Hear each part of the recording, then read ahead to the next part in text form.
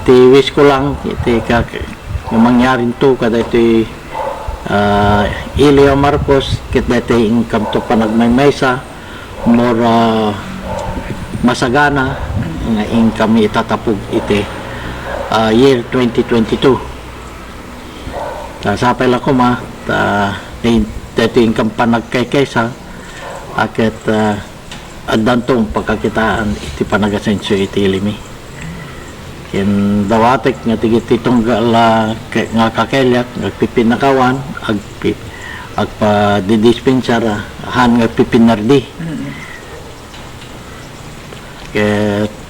Again ay kunakon